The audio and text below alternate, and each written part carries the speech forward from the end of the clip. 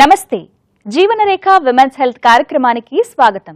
గత కొన్ని వారాలుగా కాన్పు తర్వాత బాలింత శారీరకంగా మానసికంగా ఎదుర్కొనే పలు ఇబ్బందులు, వాటిని అధిగమించేందుకు తీసుకోవాల్సిన జాగ్రత్తల గురించి అనేక విషయాలను మీకు తెలియజేస్తూ వచ్చింది మీ జీవనరేఖ విమెన్స్ హెల్త్. సి-సెక్షన్ అయిన నెల రోజుల తర్వాత రికవరీ ఎలా ఉంటుంది? తల్లి పాలిస్తుంటే ప్రెగ్నెన్సీ వచ్చే అవకాశం ఉంటుందా? కీగల్స్ వ్యాయామాలను ప్రెగ్నెన్సీ నుంచే చేయవచ్చా? వీటి వల్ల ఉపయోగాలేంటి? ఈ వివరాలన్నింటి సమాహారమే ఇవాల్టి జీవనరేఖ విమెన్స్ హెల్త్.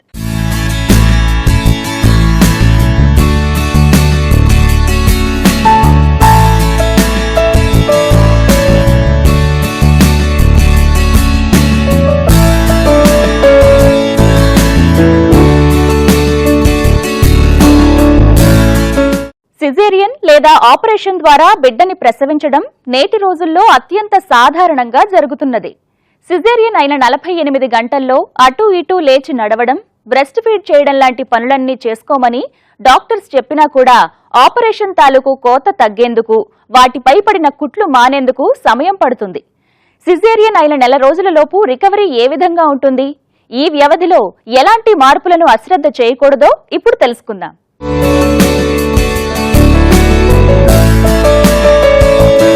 సిజేరియన్ అంటే ఆపరేషన్ ద్వారా ప్రసవించడం. ఎటువంటి సర్జరీలోనైనా సరే కొద్దో గొప్పో సైడ్ ఎఫెక్ట్స్ తప్పవు. సిజేరియన్ డెలివరీలో కూడా అంతే.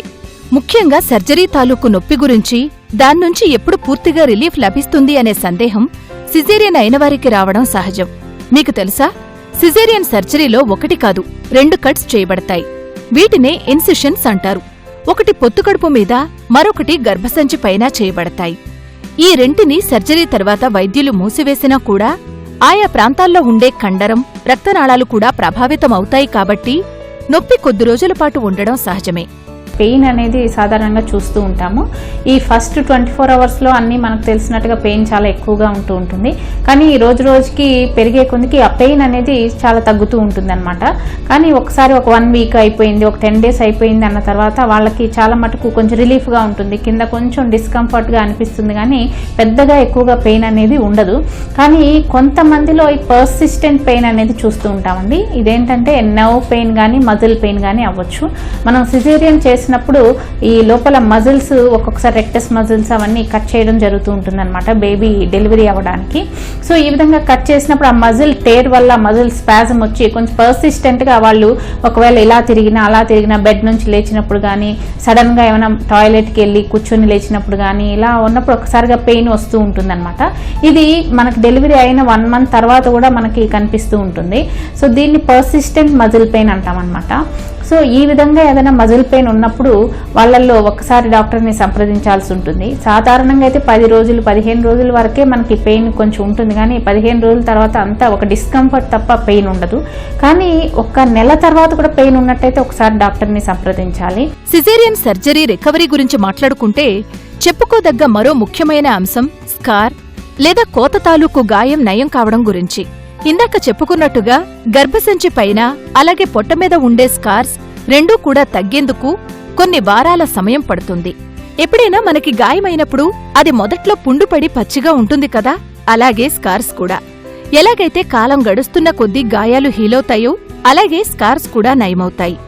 స్కార్స్ నయమయ్యే క్రమంలో ఆయా ప్రాంతాల్లో దురద, తిమ్మిరిగా ఉండడం కూడా సాధారణమే. సిజేరియన్లో భాగంగా ఎక్కడైతే కట్స్ చేస్తారో ఆయా భాగాల్లో పలు సన్నటి రక్తనాళాలు కట్టయిపోవడం వల్ల అవి హీలయ్యే క్రమంలో ఈ లక్షణాలు కనిపిస్తాయి. వీళ్ళకి సిజేరియన్ సెక్షన్ వాళ్ళకి ఇంకోటి స్పెసిఫిక్గా చెప్పేది ఏంటి అంటే, ఆ వూండ్ హీల్ అయ్యేటప్పుడు టింగ్లింగ్ అనేది అనిపిస్తుంది, అంటే చిన్నగా అనిపిస్తుంది. అక్కడ కట్ చేసినప్పుడు నర్వ్స్ అనేవి కట్ అవుతాయి కాబట్టి అవి రీజనరేట్, అంటే మళ్ళీ అతుక్కోవడానికి ట్రై చేసినప్పుడు మీకు ఆ చిన్న సెన్సేషన్ అనేది ఉంటుంది. దీంతో పాటు అక్కడ కొంతమందికి ఈవెన్ అక్కడ సెన్సేషన్ ఉండదన్నమాట. ఆ సెన్సేషన్ లేకపోవడానికి కారణం మనం కట్ చేసేటప్పుడు చిన్న స్కిన్కి ఉండే నర్వ్స్ కట్ అవ్వడం వల్ల మీకు ఆ సెన్సేషన్ ఉండదు. వన్స్ అది రీజనరేట్ అవుతాయి. రీజనరేట్ అవ్వడానికి మీకు అట్లీస్ట్ 6 వీక్స్ 4 వీక్స్ నుంచి 6 వీక్స్ పడుతుంది. ఆ 4 to 6 వీక్స్ లోపు మీకు అంతా సెన్సేషన్ రావటము, ఆ చిన్న తగ్గటము అన్నీ అవుతాయి. జనరల్గా ఎక్స్టర్నల్ వూండ్ మామూలుగా 7 days నుంచి 10 days లోపు హీల్ అయిపోతుంది. లోపల వూండ్ హీల్ అవ్వడానికి ఈక్విలిటీ మామూలుగానే 6 వారాల నుంచి 8 వారాల వరకు తీసుకోవచ్చు. యూట్రస్ మీద వూండ్ తగ్గడానికి, యూట్రస్ కట్ చేసి తీస్తాం కదా, ఆ వూండ్ తగ్గడానికి అట్లీస్ట్ 6 months టైం ఇస్తామన్నమాట. సర్జరీ అయిన కొద్ది రోజుల పాటు స్కార్స్ ఉన్న ప్రాంతంలో ఉబ్బెత్తుగా ఎరుపు రంగులో ఉన్నా కూడా క్రమంగా గాయం చదునుగా మారి చర్మం రంగులో కలిసిపోవడం కూడా రికవరీలో భాగమే. కాని ఒక్కోసారి సి సెక్షన్ తాలూకు కుట్లు విడిపోయే ప్రమాదం కూడా లేకపోలేదు. ఇటువంటి పరిస్థితిలో అవి ఆ స్కార్ పొడవునా ఏ ప్రదేశంలోనైనా తెరుచుకునే అవకాశం ఉంది. ఈ కారణంగా స్కార్స్ నయం కావడం మరింత ఆలస్యం కావచ్చు. ఒక్కోసారి కొన్ని రకాల ఇన్ఫెక్షన్స్ కారణంగా స్కార్స్ నయం కాకపోగా ఆయా ప్రాంతాల వెంబడి డిశ్చార్జ్, నొప్పి, చీము పట్టే అవకాశం కూడా ఉంది. ఇటువంటి లక్షణాలు ఇన్ఫెక్షన్స్ కి సంబంధించినవిగా గుర్తించి వెనువెంటనే వైద్య సహాయం తీసుకోవాలి. సో ఈ విధంగా లేయర్స్ వైజ్ మనకి హీలింగ్ ఉంటుందన్నమాట సిజేరియన్లో. సో ఈ విధంగా హీల్ అయినప్పుడు మనకి ఎప్పుడైనా ఆ హీలింగ్లో ప్రాబ్లం ఉంది, ఏమైనా ఇన్ఫెక్షన్ వచ్చింది, అలా ఉన్నప్పుడు ఈ యొక్క స్కార్స్, ఆ కుట్లు కూడా విడిపోవడం జరుగుతూ ఉంటుంది. చాలామందికి పైన స్కిన్ దగ్గర చూస్తూ ఉంటారు, ఒక 7 days అయిపోయింది, 10 days అయిపోయాక కుట్లు ఇప్పేస్తూ ఉంటారు. ఆ కుట్లు ఇప్పిన తర్వాత కూడా ఒక్కొక్కరికి గేపింగ్ లాగా ఓపెన్ అయి ఉండడం చూస్తూ ఉంటాము. దానికోసం మనం కొంతమంది డ్రెస్సింగ్స్ డైలీ ఆల్టర్నేట్ డే కానీ డ్రెస్సింగ్స్ చేయడము, మళ్ళీ మందులు ప్రిస్క్రైబ్ చేయడము, యాంటీబయాటిక్స్ ఇవ్వడము మనం చూస్తూ ఉంటాము. చాలా మందికి ఒక 80% అది ఆ స్కిన్ వరకే ఉంది, సబ్క్యూటేనియస్ వరకే ఉంది, లోపల ఫ్యాట్ మజిల్ ఇన్వాల్వ్ అవ్వలేదు అన్నప్పుడు ఈ యొక్క డ్రెస్సింగ్స్తో మందులతో మనం దాన్ని గేపింగ్ని కవర్ చేయొచ్చు. కానీ కొంతమందికి 1 month అయినా సరే, ఎన్ని ఇచ్చినా సరే ఆ గేపింగ్ అనేది అలాగే ఓపెన్ అయ్యే ఉంటుంది, కానీ క్లోజ్ అవ్వడం మనం చూస్తూ ఉంటాం అనమాట. ఇలా ఉన్నదాన్ని వూండ్ గేపింగ్ అంటాము. ఈ వూండ్ గేపింగ్ ఉన్నప్పుడు వాళ్ళలో కంపల్సరీ మళ్ళీ స్టిచ్ వేయాల్సి ఉంటుందండి. అలా కాకుండా కొంతమందికి గర్భసంచిలో ఉన్న కుట్లు కూడా ఒక్కొక్కసారి ఊడిపోవడం జరుగుతూ ఉంటుంది. ఇలా ఊడిపోయినప్పుడు ఇది చాలా ఎమర్జెన్సీగా పరిగణించాల్సి వస్తుందండి. కొన్ని ప్రత్యేకమైన జాగ్రత్తలను తీసుకోవడం ద్వారా సిజేరియన్ రికవరీ సులభమవుతుంది. సిజేరియన్ అయిన స్త్రీలు స్కార్ పట్ల ప్రత్యేక శ్రద్ధ తీసుకోవాలి. వదులుగా ఉండే కాటన్ బట్టలు వేసుకోవాలి. స్కార్పై రక్షణగా ప్రత్యేకమైన మెడికల్ బ్యాండేజ్ వాడుకోవచ్చు. డెలివరీ అయిన కనీసం 3 వారాలకు తేలికపాటి వ్యాయామాలను మొదలుపెట్టాలి. సర్జరీ అయిన తరువాత ప్రోటీన్ రిచ్ డైట్ తీసుకోవడం ద్వారా కట్టైన ప్రాంతాలలో కణాలు త్వరితగతిన పునర్నిర్మితమవుతాయి. స్కార్ ఉన్న ప్రదేశాన్ని శుభ్రంగా, పొడిగా ఉంచుకోవాలి.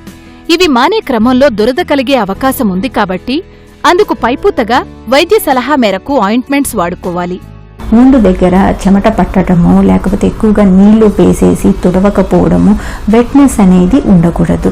తడితనం ఎక్కువగా ఉంటే మీకు ఇన్ఫెక్షన్స్ వచ్చే అవకాశం ఉంటుంది.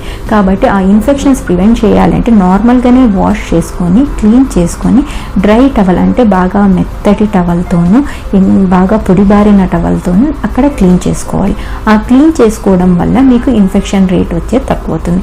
ఇప్పుడు సమ్మర్ సీజన్ కాబట్టి మీకు ఎక్కువగా చెమట పోస్తుంది కాబట్టి చెమట పోసినప్పుడు ఇమీడియట్గా ఆ ఎండుబారిన టవల్తో కనుక తుడుచుకోగలిగితే మీకు ఇన్ఫెక్షన్ వచ్చే రేటు తక్కువ అవుతుంది. దీంతో పాటు దేనికైనా సరే ఒక కట్ అనేది వచ్చాక మీకు అడెక్వేట్ ప్రోటీన్ డైట్ అంటే మీరు మామూలుగా పప్పు ధాన్యాలు, పప్పు, గుడ్డు ఇవన్నీ ఎక్కువగా తింటే తొందరగా హీలింగ్ కెపాసిటీ వస్తుంది అన్నమాట. తల్లి బిడ్డ ఆరోగ్యం దృష్టిలో ఉంచుకుని శిశువుకి కనీసం 6 నెలల పాటు తల్లిపాలు ఖచ్చితంగా ఇవ్వాలని వైద్యులు సూచిస్తున్నారు. తల్లి పాలు ఇవ్వడం ద్వారా కలిగే అనేక లాభాల్లో బ్రెస్ట్ ఫీడింగ్ సహజమైన కుటుంబ నియంత్రణ పద్ధతిగా పనిచేస్తుంది అనేది ఒక ముఖ్యమైన లాభంగా చెప్పుకోవచ్చు. బ్రెస్ట్ ఫీడ్ చేస్తున్నంత కాలం నెలసరి కూడా ఆలస్యమవుతుంది. కానీ ఒక్కోసారి బ్రెస్ట్ ఫీడింగ్ అనే ఈ సహజ కుటుంబ నియంత్రణ పద్ధతి విఫలం కావచ్చా? ఆ వివరాలు ఇప్పుడు చూద్దాం.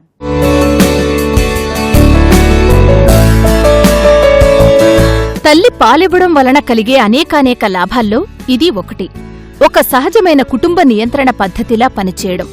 దీనినే వైద్య పరిభాషలో ల్యామ్ అంటే లాక్టేషన్ ఎమెనోరియా మెథడ్ అంటారు. లాక్టేషన్ అంటే తల్లి పాల ఉత్పత్తి, ఎమెనోరియా అంటే నెలసరి లేకపోవడం. అంటే కాన్పు తర్వాత తల్లిపాలిచ్చే స్త్రీలలో వచ్చే మొదటి నెలసరిని ఆలస్యం చేసేందుకు బ్రెస్ట్ ఫీడింగ్ ఎంతగానో తోడ్పడుతుంది. కాన్పు తర్వాత కేవలం తల్లిపాలిచ్చే స్త్రీలలో పాలిచ్చినంత కాలం అండోత్పత్తి మొదలు కాదు అని దీనర్థం. కాని ఇలా జరగాలంటే ఆయా స్త్రీలు కేవలం బ్రెస్ట్ ఫీడింగ్ మాత్రమే చేయాల్సి ఉంటుంది. ఇక వేరే ప్రత్యామ్నాయాల మీద ఆధారపడకూడదు. దీన్ని ఎక్స్క్లూజివ్ బ్రెస్ట్ ఫీడింగ్ అంటారు. నెక్స్ట్ ప్రెగ్నెన్సీ రాకుండా ఏదైనా కాంట్రాసెప్షన్ తీసుకోవాలని అందరం మేము యూజువలీ పేషెంట్స్కి అడ్వైస్ చేస్తూ ఉంటాము. దాంట్లో చాలా రకాలు ఉన్నాయి కాంట్రాసెప్షన్ ఇమీడియట్లీ ఆఫ్టర్ డెలివరీ అనమాట. ఆ వేరియస్ మెథడ్స్లో బ్రెస్ట్ ఫీడింగ్ కూడా one of the methods of natural contraception. But ఒకటి మనం అందరం ఏమి అర్థం చేసుకోవాలంటే ఓన్లీ బ్రెస్ట్ ఫీడింగ్ మాత్రమే కాంట్రాసెప్షన్ లాగా 100% ఎఫెక్టివ్గా ఉండదు. అది ఎక్స్క్లూజివ్లీ బ్రెస్ట్ ఫీడ్ చేస్తున్నప్పుడు బేబీకి ఇంకే సప్లిమెంటేషన్ లేకుండా, అంటే బేబీకి పై పాలు కానీ మిగతా ఈ సెరలాక్ అట్లాంటి ఏదైనా ఫీడ్ అవి ఏమీ లేకుండా ఓన్లీ బ్రెస్ట్ ఫీడింగ్ చేసేప్పుడు ఆ లాక్టేషన్ అమెనోరియా మెథడ్ అంటాం. ఆ method of contraception is most effective. Breast feeding చేస్తున్నాను కదా, నాకు గర్భం వచ్చే అవకాశం లేదనుకుని ఎటువంటి భద్రత లేకుండా సెక్స్లో పాల్గొంటే మాత్రం ఒక్కోసారి పొరపాటున గర్భం వచ్చే అవకాశముంది. బ్రెస్ట్ ఫీడ్ చేసే ఎందరో మహిళలు కాన్పైన కొద్ది నెలలకే ప్రెగ్నెన్సీ లక్షణాలతో మరలా వైద్యుల దగ్గరికి వెళుతుండడం చూస్తే సహజమైన కాంట్రాసెప్షన్గా అనుకునే బ్రెస్ట్ ఫీడింగ్ ఒక్కోసారి విఫలమయ్యే అవకాశం ఎక్కువగానే ఉందని తెలుస్తోంది. అందుకే కేవలం బ్రెస్ట్ ఫీడింగ్ మీదనే నమ్మకం పెట్టుకోకుండా ఏవైనా కుటుంబ నియంత్రణ పద్ధతులను వైద్యుల సూచన మేరకు వాడుకోవడం మంచిది. Natural contraception which is breast feeding contraception ఇది 100% ఎఫెక్టివ్ కాదు. బేబీకి ఫీడ్ చేస్తున్నాము, బేబీకి కంప్లీట్గా మదర్ మిల్కే ఉంది, అయినా మాకు ప్రెగ్నెన్సీ వచ్చిందని కొందరు పేషెంట్స్ వస్తూ ఉంటారు. సో మనం దానివల్ల మనం వాళ్ళకి పేషెంట్స్ అందరికీ ఏం చెప్పాలంటే ఎస్ అది it is a method of contraception, but it is not a definite 100% full proof method అనమాట. ప్రెగ్నెన్సీ రాకుండా ఉండాలంటే along with this lactation amenorrhoea method వాళ్ళు బ్యారియర్ మెథడ్స్ ఏమంటే కాండమ్స్ లాంటివి యూజ్ చేయడం ఆల్వేస్ బెటర్. ఎందుకంటే అప్పుడు డబుల్ ప్రొటెక్షన్ ఉంటుంది, సో ఛాన్స్ ఆఫ్ ఫెయిలియర్ చాలా తక్కువ ఉంటుంది. సో మా పేషెంట్స్కి మేము అడ్వైస్ చేస్తాం ఇమీడియట్లీ ఆఫ్టర్ డెలివరీ అట్లీస్ట్ ఆ first 6 months if they are planning to use some contraceptive, and వాళ్ళు ఇప్పుడు హార్మోనల్ కాంట్రాసెప్టివ్స్ కానీ ఇంట్రాయూట్రైన్ డివైజెస్ అంటే కాపర్టీ లాంటి కాంట్రాసెప్టివ్స్ యూజ్ చేయడానికి ఇష్టపడకపోతే వాళ్ళు న్యాచురల్ మెథడ్ ఆఫ్ కాంట్రాసెప్షన్నే కావాలి అని అనుకుంటే డెఫినెట్గా వాళ్ళు ఈ lactation only method of contraception use చేయొచ్చు. బట్ దాంతో ఇంకొక బ్యారియర్ మెథడ్ అంటే కాండమ్స్ కూడా యూజ్ చేయడం బెటర్, ఎందుకంటే అప్పుడు chance of contraception will be higher. సాధారణంగా కాన్పు తర్వాత అత్యధిక శాతం కేసుల్లో 6 నెలలు నిండిన తరువాత నెలసరి మరలా మొదలు కావడం చూడొచ్చు. కానీ ఇంతకు ముందు చూసినట్టుగా ఎక్స్క్లూజివ్ బ్రెస్ట్ ఫీడింగ్ చేసే తల్లుల్లో నెలసరి సంవత్సరం కాలం పాటు కూడా రాకపోవచ్చు.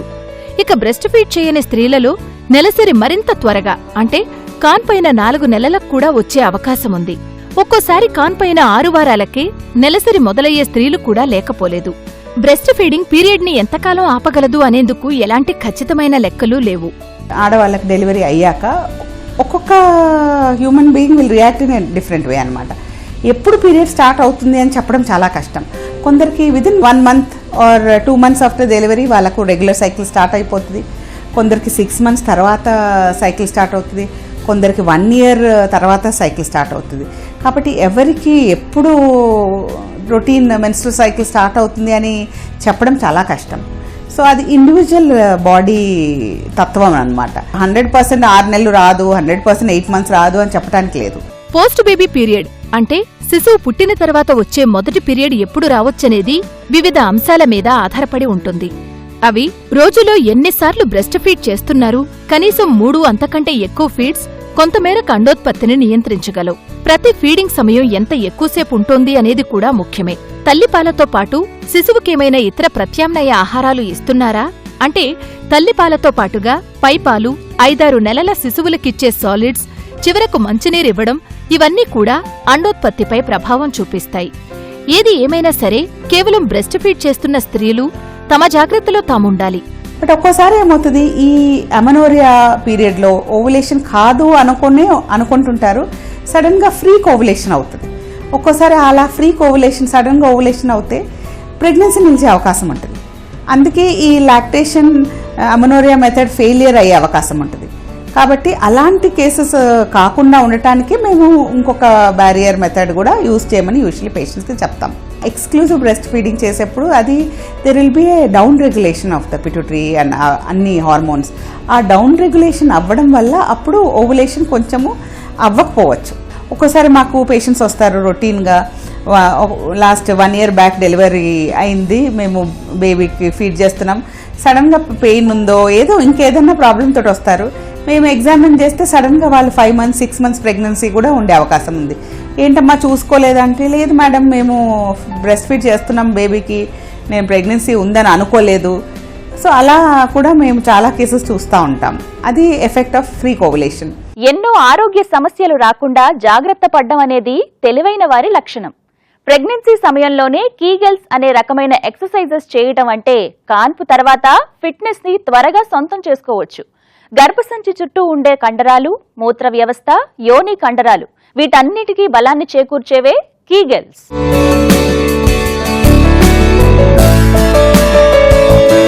కీగెల్స్ ఈ మాటను మనలో చాలా మంది విని ఉండరేమో. కాన్పు తర్వాత అనేక రకాలుగా ఆరోగ్యాన్ని చేకూర్చగలవు కీగెల్స్ ఎక్సర్సైజెస్. మన శరీరంలో వివిధ కండరాల పటుత్వం కోసం ఏ విధంగా అయితే వ్యాయామాలు చేస్తామో అదే విధంగా కాన్పు ప్రభావంగా ఏ భాగాలైతే ప్రభావితం చెందాయో ఆయా భాగాలలో కండరాలకు తిరిగి బలాన్ని చేకూర్చేందుకు ఎక్సర్సైజెస్ చేయడం ఎంతో అవసరం. యూరినరీ బ్లాడర్, గర్భసంచి, మలద్వారం ఈ 3 భాగాలను సపోర్ట్ చేసి ఉంచేదే పెల్విక్ ఫ్లోర్. సహజ కాన్పైన స్త్రీలలో శిశువు బయటకొచ్చే క్రమంలో పెల్విక్ ఫ్లోర్ కండరాలన్నీ కూడా బాగా వ్యాకోచించవచ్చు. వీటిని అలాగే వదిలేస్తే మరిన్ని సమస్యలొచ్చే అవకాశం ఉంది. కాబట్టి ఆయా కండరాలను బలోపేతం చేసేందుకు చేసేవి కీగెల్స్ ఎక్సర్సైజెస్. జనరల్గా చైల్డ్ బర్త్లో ఏమవుతుందంటే ఇది ఎక్సెసివ్గా స్ట్రెచ్ అవుతాయి. ఒక్కొక్కసారి ఎంత స్ట్రెచ్ అవుతాయి అంటే ఒకసారి టేర్ కూడా అయిపోయే ఛాన్సెస్ ఉంటాయి. సో ఎక్సెసివ్ స్ట్రెచ్చింగ్ వల్ల, ఈ టేర్స్ వల్ల ఈ పెల్విక్ ఫ్లోర్ మజిల్స్ అనేవి వీక్ అవుతాయి. ఎప్పుడైతే ఇవి వీక్ అవుతాయో ఫ్యూచర్లో యూరినరీ ఇన్కాంటినెన్స్ అంటే యూరిన్ పైన కంట్రోల్ లేకపోవటం, లేకపోతే గర్భసంచి ఫ్యూచర్లో కొద్దిగా ఏజ్ వచ్చినాక కిందకి జారిపోవటం, అలాగే ఇన్కాంటినెన్స్ ఆఫ్ ఫ్లేటస్ అంటే గ్యాస్ కంట్రోల్లో లేకుండా పాస్ చేయటం, ఇలాంటివన్నీ మనం ఫ్యూచర్లో ఎన్కౌంటర్ అవుతాం. కాబట్టి ఈ పెల్విక్ ఫ్లోర్ అనే మజిల్స్ని మనం స్ట్రెంథెన్ చేయడానికి వాడే ఎక్సర్సైజెసే కీగిల్స్ ఎక్సర్సైజెస్. సో ఈ కీగిల్స్ ఎక్సర్సైజెస్ అనేవి ఒకటి ఉన్నాయని, వాటిని చెయ్యాలని చాలామంది డాక్టర్స్ కూడా చెప్పడం మర్చిపోతూ ఉంటాం. బట్ ఇవి చాలా ఇంపార్టెంట్. ఒక లేడీ డెలివరీ అయిన తర్వాత కీగిల్స్ ఎక్సర్సైజ్ కంటే కూడా ముందే ప్రెగ్నెన్సీ నుంచి, ఎస్పెషలీ 3rd trimester నుంచి కనుక ఈ కీగిల్స్ ఎక్సర్సైజెస్ చేయటం మొదలెడితే దీని రిజల్ట్స్ ఇంకా బాగుంటాయి. కీగెల్స్ ఎక్సర్సైజెస్ అంటే అవేవో కష్టమైనవనుకునేరు. ఆసక్తికరమైన విషయం ఏంటంటే ఇవసలు చేసినట్టుగా కూడా బయటకు తెలియనటువంటి సింపుల్ ఎక్సర్సైజెస్. మూత్రం మీద నియంత్రణ కోసం ఏ విధంగా అయితే కండరాలను బిగబెడతామో ఆ విధంగా ఒక పద్ధతి ప్రకారం బిగబెట్టి వదలడమే కీగెల్స్. సహజ కాన్పైన లేదా సిజేరియన్ అయినా డెలివరీ అయిన 3వ రోజు నుంచి వీటిని మొదలు పెట్టొచ్చు. ఈ కీగిల్స్ ఎక్సర్సైజ్ అనేవి చాలా సింపుల్. నుంచోను కానీ కూర్చొని కానీ పని చేసుకుంటూ బేబీకి ఫీడ్ ఇచ్చుకుంటూ కూడా మనం చేయొచ్చు. వీటిని ఎలా చేయాలంటే యూరిన్ అర్జెంటుగా వస్తున్నప్పుడు దాన్ని స్టాప్ చేసేస్తే ఎలా కాంట్రాక్ట్ చేస్తారో మజిల్స్ని అలా చేయటమే కీగిల్స్ ఎక్సర్సైజెస్. ఇలాంటివన్నీ జనరల్గా 5 seconds to 10 seconds అలా చేసుకుంటూ రోజు ఒక 10 to 20 times ఏ పని చేస్తున్నా కూడా, ఎస్పెషలీ బేబీకి ఫీడ్ ఇస్తున్నప్పుడు మదరు ఆ టైంని ఈ కీగిల్స్ ఎక్సర్సైజ్ చేసుకోవడానికి ఎంతో ఉపయోగకరంగా ఉంటుందన్నమాట. సో ఇది ఎవరికి కనిపించేది కాదు, దీనికి ఒక స్పెసిఫిక్ ఇన్స్ట్రుమెంట్స్ అవసరం లేదు. సో మన పని మనం చేసుకుంటూ చేసే ఎక్సర్సైజ్ కీగిల్స్ ఎక్సర్సైజ్ వల్ల ఇంత ఉపయోగం ఉంది. కాబట్టి ప్రతి pregnant lady during pregnancy and after delivery and especially for the first 3 months after delivery చేస్తే దీనివల్ల ఫ్యూచర్లో వచ్చే ప్రాబ్లమ్స్ అన్నీ కూడా మనం అవాయిడ్ చేయొచ్చు. ఒక్కొక్కసారి ఇవన్నీ ఫ్యూచర్ ఇంప్లికేషన్స్ అన్నీ మనం అవాయిడ్ చేయడానికి ఫర్ ఎవర్ అంటే లైఫ్ లాంగ్ ఈ కీగిల్స్ ఎక్సర్సైజ్ చేసుకుంటే ఇంకా ఎంతో ఉపయోగకరం ఉంటుంది. ఈ లాభాలతో పాటుగా కీగెల్స్ ఎక్సర్సైజెస్ రెగ్యులర్ గా చేసే స్త్రీలలో యోని కండరాలు బిగుతు కలిగి ఉంటాయి. దీనివల్ల పిల్లలు కలిగిన తరువాత కూడా ఫ్యామిలీ లైఫ్ లో వీరు సంతృప్తి పొందగలరు. జీవనరేఖ విమెన్స్ హెల్త్ లో మీకోసం ఒక హెల్త్ టిప్. కాన్పుకి మధ్య కనీసం 1.5 అంటే 18 నెలలు ఎడ ఉండి తీరాలి. ఎందుకంటే గర్భిణీ సమయంలో మన శరీరంలో వచ్చే మార్పులన్నీ కూడా మళ్ళీ గర్భిణీ సమయానికంటే ముందర గర్భం దాల్చే ముందు ఎలా ఉన్నామో అలా అవ్వడానికి 18 నెలలు పడుతుందండి. చాలామంది అనుకుంటారు 6 వారాలు అయితే అంతా సరిపోయింది అని. అది మంచి పని కాదు. కనీసం ఈ సమయంలో అయినా ఏదైనా తాత్కాలిక కుటుంబ నియంత్రణ పద్ధతులు తప్పనిసరిగా వాడి తీరాలి. వాళ్ళు 18 నెలల తర్వాత వాళ్ళు గర్భం దాల్చిన పెద్ద కష్టమే ఉండదు. కానీ మనం చూసుకుంటే గనక 3 ఏళ్ళన్నా కనీసం మన ఎడం ఇస్తే గనక ఈ మొదటి బిడ్డ 3 ఏళ్లు పెరిగే వరకు ఆ బిడ్డకు కావాల్సిన అవసరాలన్నీ మనం చూసుకోవచ్చు. జీవనరేఖ విమెన్స్ హెల్త్ లో ఇవాళ చూసిన అంశాలన్నింటి రీక్యాప్ మీకోసం. సిజేరియన్ ద్వారా కాన్పైన స్త్రీలలో కట్ చేసిన ప్రాంతంలో కొద్ది రోజుల పాటు నొప్పి ఉండడం సహజమే. ఈ నొప్పి సర్జరీ అయిన 4-5 రోజుల పాటు ఎక్కువగా ఉంటుంది కాబట్టి వైద్యుల సూచన మేరకు పెయిన్ కిల్లర్స్ వాడుకోవచ్చు. సిజేరియన్ తాలూకు స్కార్స్, అది పైకి కనిపించే అబ్డామిన్ స్కార్, అలాగే గర్భసంచి మీద పడే స్కార్ రెండూ కూడా పూర్తిగా హీల్ అయ్యేందుకు కనీసం 2 నెలలు సమయం పడుతుంది. ఈలోగా స్కార్ పట్ల సరైన కేర్ తీసుకోవలసి ఉంటుంది. ఒక్కోసారి కుట్లు విడిపోవడం లాంటి సమస్యలు కూడా రావచ్చు. అంతేకాదు, కుట్ల ప్రాంతంలో ఇన్ఫెక్షన్ వచ్చి హీలింగ్ కి అడ్డుపడుతూ ఉంటాయి కూడా. ఇలాంటి కండిషన్స్ లో వైద్య సహాయం తీసుకోవడం ముఖ్యం. బ్రెస్ట్ ఫీడింగ్ చేసే స్త్రీలలో ఇదే ఒక సహజమైన కాంట్రసెప్షన్ లా పనిచేయడాన్ని ల్యామ్ అంటారు. లాక్టేషన్ ఎమినోరియా మెథడ్ గా చెప్పుకునే ఈ పద్ధతిలో ఎక్స్క్లూజివ్ గా, అంటే కేవలం తల్లిపాలు మాత్రమే ఇవ్వడం వల్ల కాన్పు తర్వాత వచ్చే మొదటి పీరియడ్ ని ఆలస్యం చేసుకునే అవకాశం ఉంది. అలాగని ఈ పద్ధతి మీద పూర్తిగా నమ్మకం పెట్టుకోకుండా కుటుంబ నియంత్రణ పద్ధతులు కూడా వాడుకోవడం మంచిది. ఎందుకంటే ఒక్కోసారి బ్రెస్ట్ ఫీడింగ్ చేసే స్త్రీలలో నెలసరి మొదలు కాలేదు కదా అనే ఆలోచనలో ఉండి భద్రత లేని సెక్స్ చేస్తే ఈలోగా అండోత్పత్తి అయినా కూడా అది తెలియకపోవడం వల్ల ప్రెగ్నెన్సీ వచ్చే అవకాశం ఉంది. కీగెల్స్ అనే వ్యాయామాలు పెల్విక్ ఫ్లోర్ కండరాలకు బలాన్ని చేకూర్చగలవు. మలద్వారం, మూత్రాశయం, గర్భసంచి ఈ భాగాలన్నిటికీ సపోర్ట్ ఇచ్చేదే పెల్విక్ ఫ్లోర్. సహజ ప్రసవం అయిన వారిలో బిడ్డ బయటకొచ్చే క్రమంలో ఈ కండరాలు బాగా వ్యాకోచించి బలాన్ని కోల్పోతాయి. వీటికి తిరిగి పటుత్వాన్నిచ్చేందుకు చేసేవే కీగెల్స్ ఎక్సర్సైజెస్. వీటిని కాన్పైన తరువాత మాత్రమే కాదు, ప్రెగ్నెన్సీలో కూడా చేసుకోవచ్చు. వీటిని చేయడం ద్వారా ప్రెగ్నెన్సీ తర్వాత రాగల అదుపులేని మలమూత్ర సమస్యలను అధిగమించవచ్చు. సిజేరియన్ డెలివరీ నుంచి రికవరీ గురించి, బ్రెస్ట్ ఫీడింగ్ చేస్తున్నా కూడా ప్రెగ్నెన్సీ రాగల అవకాశాల గురించి, ప్రతి స్త్రీ ప్రెగ్నెన్సీలో అటు తర్వాత తప్పనిసరిగా చేయాల్సిన కీగెల్స్ ఎక్సర్సైజెస్ గురించి మేమందించిన వివరాలన్నీ కూడా మీకు ఎంతగానో తోడ్పడతాయని ఆశిస్తున్నాం. మరో అంశంతో మళ్లీ మీ ముందుంటుంది మీ జీవనరేఖ విమెన్స్ హెల్త్.